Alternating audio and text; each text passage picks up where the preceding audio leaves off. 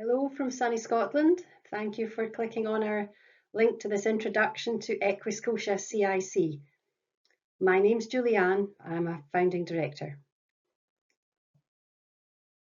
What I'm going to talk you through is why we set up Equi Scotia, how it is we work with people and horses, where we do our work currently, who's on our specialist team, what is it that we do, and when do we do it. So the starting point really, I think, was 2017 or 18 when I bumped into a man called Mike Delaney at a centre I was based at running a Riding for Disabled project. And Mike was looking for a venue to deliver equine facilitated psychotherapy services. He'd not long moved back to Scotland with plans to retire. Haha. And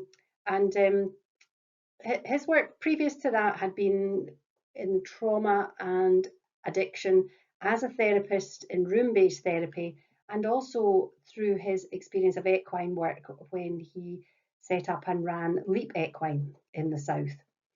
So Mike and I chewed the fat over a number of things over a cup of tea and realised we actually get on quite well, and we thought we'd have a go at doing little bits of work together, which we did.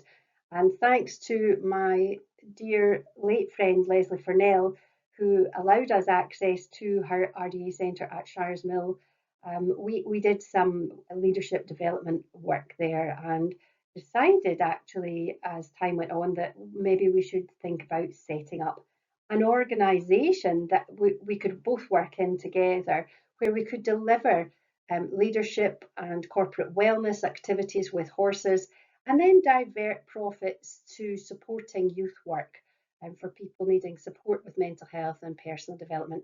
So that had been our grand plan, and in our first version of our business plan, that's what we had intended to do. However, timings were such that we just registered the company in February 2020, and you'll probably remember the sort of years we had in 2020 and 21. No sooner than we'd set up than lockdown was in place with travel restrictions, so we were unable to do anything that we had hoped to do that year. However, the phone started ringing with inquiries from people who I'd worked with over the years, looking for support to get ready for reopening Riding for Disabled centres in a way that they could deliver some meaningful activities without riding. And this is really how Equi Scotia started.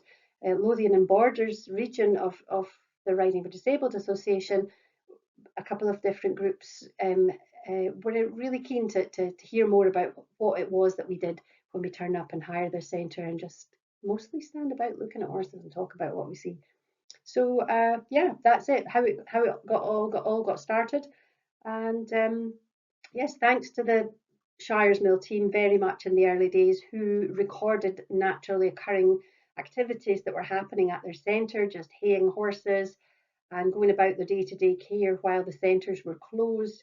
And we were able to build up a little bank of resources of horses and people that we could share online. And that's how it got going, with our introduction to equine facilitated learning that we started to deliver when Mike was stranded in Barbados with COVID and I was based in sunny Scotland. But what I decided to do was draw on my decade of experience in the further education sector, and I thought, well, if we're going to be doing this kind of training work, let's do it well and let's get external quality assurance. And so we developed and started delivering a customised award that was SCQF credit rated by the Scottish Qualifications Authority, and that means that it has a benchmarking of academic standard which can be benchmarked with other qualifications around the globe. We are a member of Horse Scotland as an organisational member, and a full member body of Horse Scotland looking after equine assisted services in Scotland.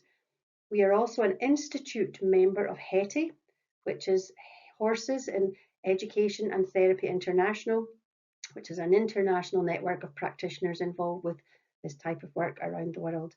And in the UK, we're members of ACCPH as an organisational member. So that's accredited coaches, counsellors, psychotherapists and hypnotherapists. And more recently, our qualifications have become approved CPD by the Healthcare Professionals Council for South Africa. So I'm one of 3 current directors of Equi Scotia, and we'll tell you a little bit about what we all do here. As I mentioned, ACCPH, HETI and SQA, policies and ethical guidance oversee all the work that we deliver. And we're the 3 of us as directors, myself, Jo Wood and Dr. Judith Pigott are holding positions of directors of this community interest company, and we work with a team of specialist assessors, consultants and verifiers. So my background is a bit of a careers people would say, looking at my CV, it's a bit upside down. I set up my first business involved with horses when I was just 19 years old as a British Horse Society assistant instructor in those days, and ran my own small successful riding school with Riding for Disabled Centre in Falkirk area in Scotland. Life changes took me into a different field of work for a period of time, where I joined a fast-growing mobile communications business in London. I kind of cut my teeth on leadership training and working outside of the horse sector there. And you progressed eventually to have a role for 10 years in further education. So as a result of that, I became a fellow of the Chartered Management Institute. More recently, I've become a fellow of ACCPH.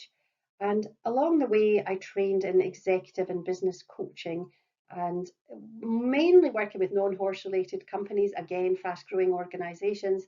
However, reached a point where I was approached about 10 years ago by Riding for Disabled to do a piece of work for them in Scotland, and kind of got diverted back into horse related projects. So at that point in time, I was training in equine assisted learning with Festina Lenti in County Wicklow, and subsequently since then I have trained in professional coaching supervision, so that I'm better able to support our growing network of practitioners who are trained to deliver coaching in the space with horses. I'm also a trainer in first aid for mental health. So that's kind of my input, with Jo Wood, who's our director, who's really very much leading on working with children. She's got some fantastic CPD and input that she brings to our courses with her extensive experience of working with children. Her background is in psychology. She graduated our professional diploma with distinction, and then founded with her classmate Katrina a community interest company in Gloucestershire called Always Heard. It's true what they say, ask a busy person if you want something done. Jo also works on a freelance basis with the Red Horse Foundation, delivering equine facilitated learning programs and alternative provision for young people in that area of the world. And so Jo has also recently taken over some of my responsibilities in training our practitioners and anyone from anywhere who wants to do mental health first aid. And Dr. Judith Pigott, another graduate of our professional diploma with distinction, was already doing this work before she came to us, having already been a EGALA practitioner for a number of years. Judith spent a decade in the United States, where she did her PhD in how brains work. So she is a neuroscientist and psychiatrist, and she has her own process that she's developed, her own framework called SMARTS, and Judith brings that expertise that enables her to help train people in a very simple way about how their brains work, which is the real starting point for our qualifications. Mike Delaney, I'm delighted to say, is still involved with us, although due to ill health, he's stepped down as a director, but when health permits, he is able to join us for some of our training provision, and he is a really invaluable sounding board as an internal verifier on some of our video marking that we do for students. And so I think that Mike's got extensive experience in this field of work, both working with young people and also training practitioners. And he's Also, I've not got it mentioned on here, but you should know an award-winning author. He's authored a novel and an autobiography of his life, which is fascinating. And you'll no doubt hear more about that from Mike if you progress to do some training with us. David Ho is a fairly recent addition to our team, a slightly cheeky chappie who is our marketing advisor and who, if you attend practical training with us, you're bound to meet at some point. And David's expertise is in capturing the essence of our work through photography and film, and he's also been helping us quite a bit lately in terms of putting words to those pictures to help us communicate more effectively what it is that we do. And the other people who I've got to really say huge thanks to, particularly Liz McGarvey, who was an absolute godsend to me in terms of shaping the qualification. Liz, who's in the picture there, second from the left, is an expert in developing coaches through emotional intelligence competencies. So she helped to shape that element of our training courses. And just to her left, sitting on the chair there with a horse saying hello to her, is Rona Harkness. And Rona is another graduate of our diploma programme who helps deliver training for us using her specialist input on sensory integration.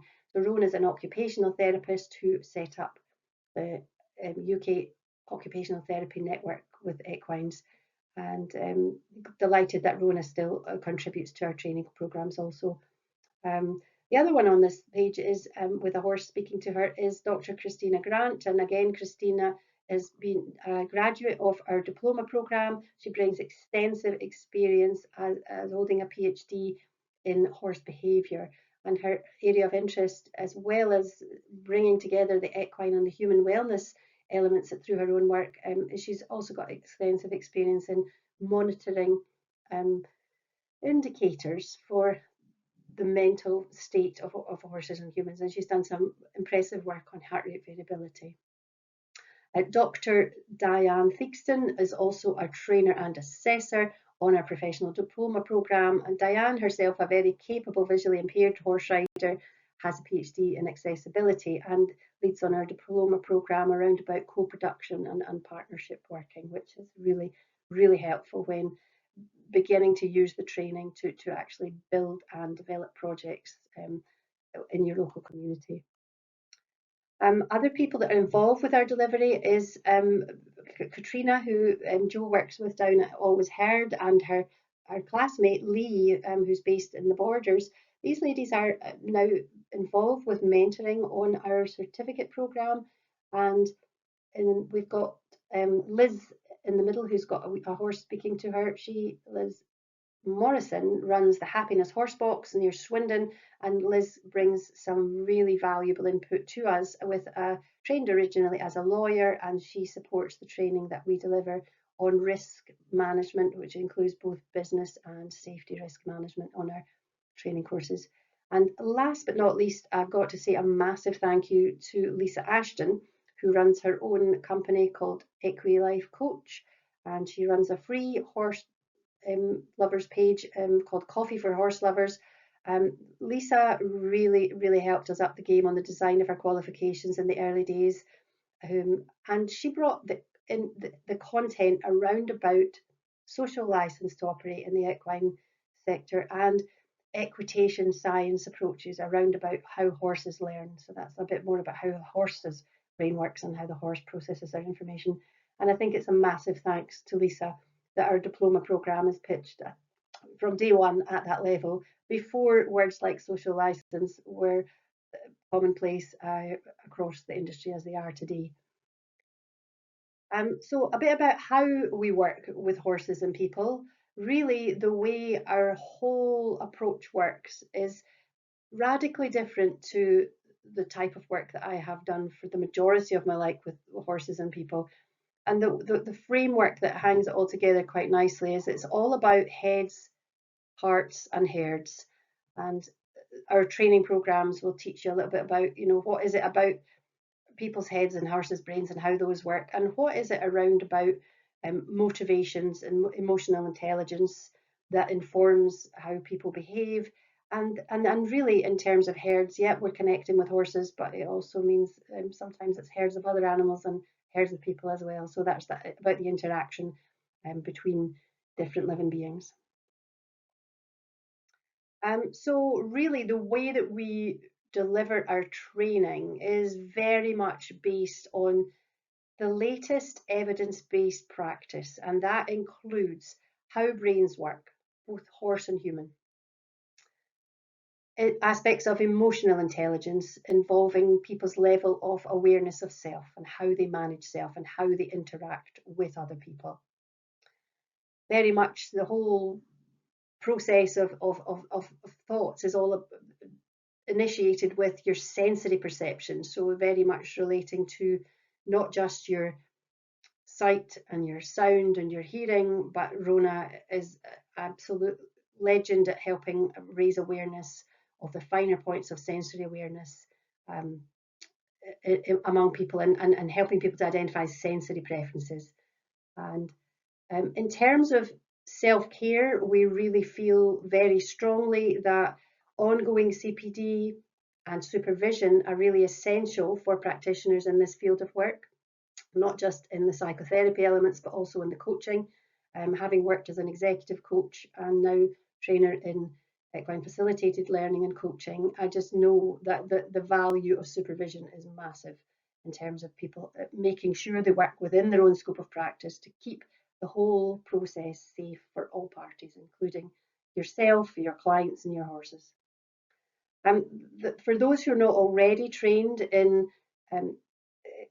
psychotherapy or counselling, pretty much the framework that we use is trauma-informed coaching, and those are based on proven frameworks and approaches to help people make sure that their approach is trauma sensitive.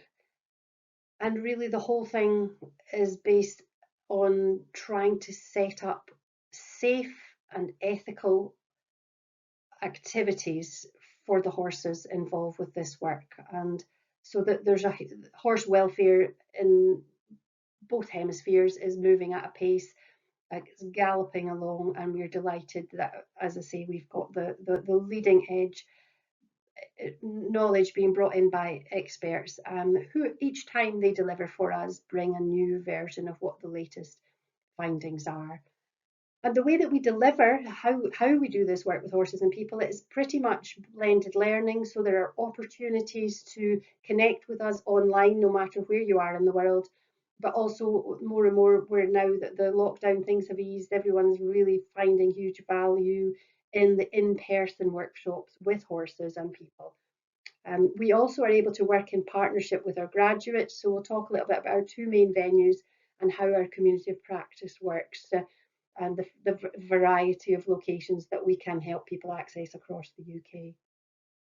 So the way that we deliver our training is through externally quality assured and SQA and Ofqual accredited courses to maintain a high standard. And really the mentoring and supervision is an integral part of helping people to embed these new skills into their work practices. So, and just to give you a wee flavour of this, if it sounds like this is a lot of words, but I don't really know what it looks like, I just thought it might be helpful. This is quite an old project that I was involved with a number of years back, but it gives you a taster of how things can work very well alongside more traditional activities with horses, like such as riding. And so this project that I'm going to talk to you about is originated with a company that I spent some time working with. There used to be a charity in the Borders called Equi, and when it was gearing up to close down, when the founder was retiring, there was a project currently running with the Venture Trust in Scotland. So I'll tell you a little bit about how that worked. By that stage, I was leading a project in Stirling called Equi Power, and we were delivering some of our services from another Riding for Disabled centre, which was nearby. Equipower didn't have their own centre. That was a project set up to replace a centre that closed down, and so we lean very much on Shires Mill's beautiful facilities to run these programmes. Enable Scotland were involved with this project and providing support for young people with learning disabilities. throughout the course, and I'll explain a little bit about how that helped um, deliver some superb outcomes. Um, it was called Venture Trust on the Hoof, and it was piloted by Equibuddy way back in 2013, where originally I think Venture Trust were looking for some kind of wilderness walks, which they were finding it difficult to find a partner to do that with. And Jenny Leggett, who ran the Venture Trust, the Equibuddy charity, suggested they have a go at doing something with equestrian vaulting, which they did. So it was quite a collaborative approach, which leaned on the expertise of the Venture Trust, the Equibuddy team, and Enable Scotland. And at that point in time, mostly, when it started off, it was mostly around about equestrian vaulting. So as the project went on, by the time it came to 2017, I think it was, when we first took it on in Stirling, the horses were getting a wee bit older and the size of the people who wanted to do vaulting was looking bigger. So we thought, well, let's look at this from the point of view of how can we enhance this program to, one, give the young people more a targeted approach to take away something that's relevant to their life goals, and how can we also minimize the physical impact on the horses. So we thought, okay, let's take out the canter vaulting, which required an element of fitness and it puts potentially a bit more hard work for the horses to do the canter vault and to do the walk vaulting work. And yeah, what happened was I went with Claire Marshall, who was working with me on the project, to meet the Venture Trust and say we wanted to propose taking out canter vaulting but bringing in the coaching of life and work skills through groundwork with horses.